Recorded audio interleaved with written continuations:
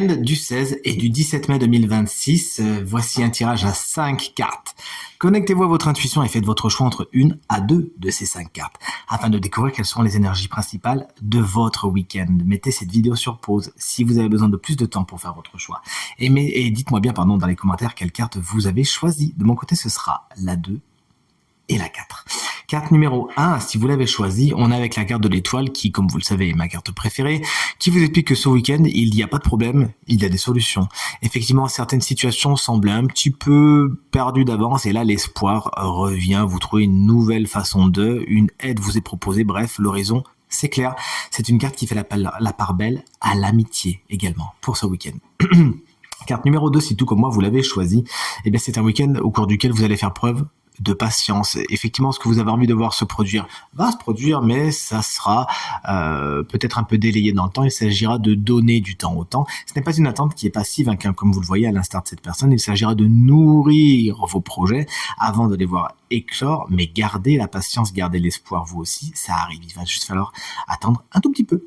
Carte numéro 3, si vous l'avez choisi, on est sur la carte du monde qui se présente inversé. Vous ne pourrez pas prendre de raccourci ce week-end. Avant de passer à autre chose, il va falloir boucler quelque chose, fermer certaines portes. Et alors, vous pourrez passer à autre chose. Sinon, il faudra revenir tout simplement en arrière. Si vous avez des projets par rapport à l'étranger, avec cette carte, c'est un petit peu contrarié tout simplement, et c'est une carte également qui vous explique que vous aurez peut-être un petit peu de mal à vous faire entendre, à prendre votre place au milieu de groupes existants.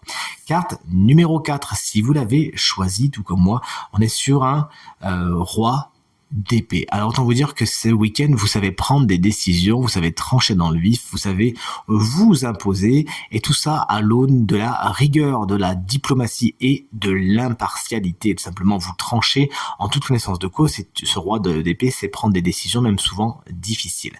C'est une carte également qui fait la part belle à un personnage qui souvent est signe d'air, c'est-à-dire Gémeaux, Balance, Verseau, qui pourrait représenter une personnalité très forte de votre week-end. Et enfin, la carte numéro 5, si vous l'avez choisi, on est sur un 5 de coupe. Il y a des choses qui ne vont pas exactement comme vous le voudriez. Parmi vos projets du week-end, il peut y avoir certaines déceptions, certaines frustrations, car des événements extérieurs ou des malentendus ou le fait qu'on n'est pas spécialement d'accord avec vous fait que ça va pas dans votre sens.